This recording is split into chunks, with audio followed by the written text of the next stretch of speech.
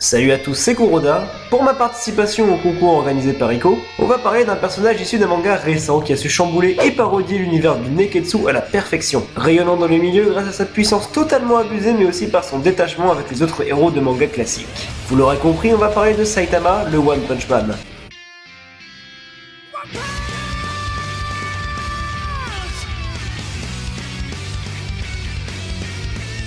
Le webcomic.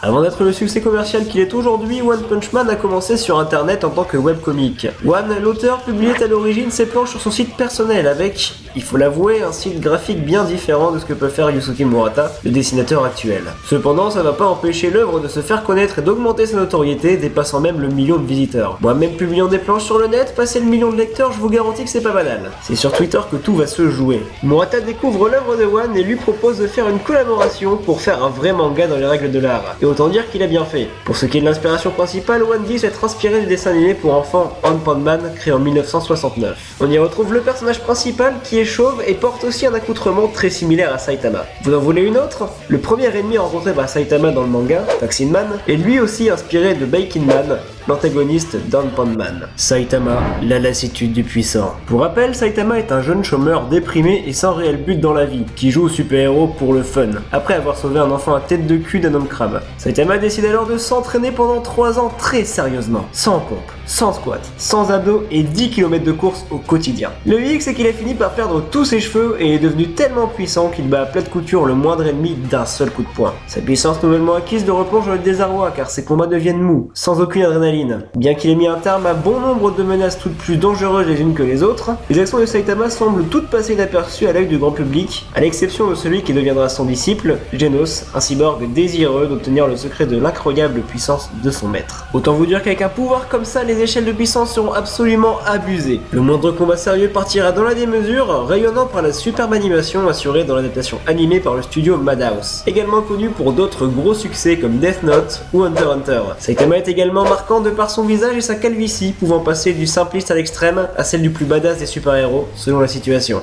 Les planches de Murata sont aussi détaillées que possible, jouant avec les codes de la lecture de la bande dessinée, comme l'utilisation de nombreuses actions consécutives pour donner une impression de mouvement dans la version numérique, ce qui fut ensuite supprimé dans les versions papier par Murata, estimant qu'un manga papier ne se lit pas de la même façon que dans un format numérique. Une inspiration.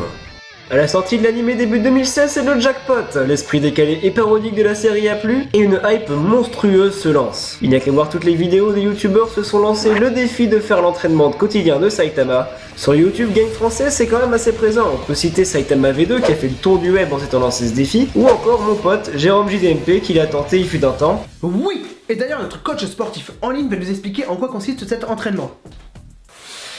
Mesdames les gens, j'espère que vous allez bien, c'est Jean-Michel et c'est un plaisir de vous parler aujourd'hui. Et j'espère que vous êtes motivés car aujourd'hui on va voir comment faire l'entraînement de Saitama. Allez! Alors tout d'abord pour l'entraînement de Saitama, vous devrez faire 100 pompes. Allez!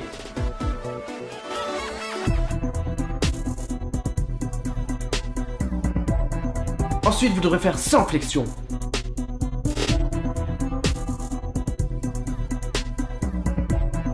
Ensuite vous devrez faire 100 abdos.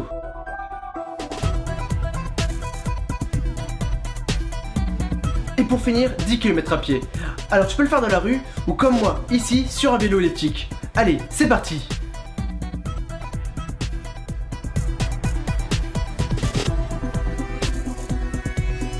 Saitama aussi entre deux univers, celle d'un type normal qui s'ennuie dans sa vie, une routine qui parle à pas mal de monde, on a tous envie de se débarrasser de cette routine qui nous colle à la peau pour quelque chose de plus excitant. Et d'un autre côté, le One Punch Man, représentant la puissance ultime, illusoire, utopique et inatteignable. Saitama est décidément une des icônes du manga récent et de la culture geek actuelle en général. On n'a qu'à voir toutes les comparaisons traditionnelles entre les protagonistes de manga dans les débats et combien se sont taraudé l'esprit pour savoir qui de Goku ou Saitama était le plus fort. Et actuellement le manga en est à son 124e chapitre et c'est pas prêt de s'arrêter, je l'espère. Et voilà, c'est déjà la fin de cette vidéo. Merci en particulier à Ico pour avoir organisé cette superbe initiative. Et pendant ce temps-là, moi je vous dis peut-être à la prochaine tout le monde.